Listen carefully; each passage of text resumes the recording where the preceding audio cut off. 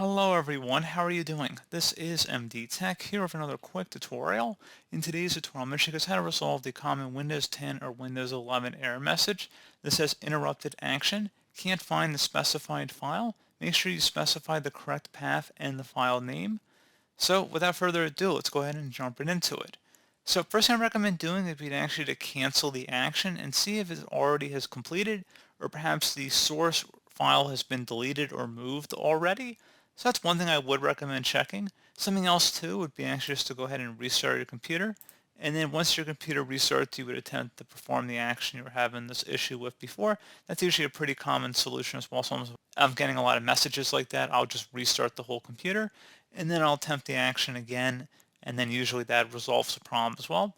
And then one final thing we can do as well, if this is an issue specifically with File or Windows Explorer, you can just try and actually reset it or restart it.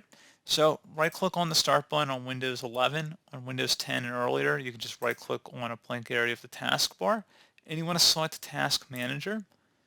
You want to locate the Windows Explorer app if it's currently active, and right click on it and select Restart.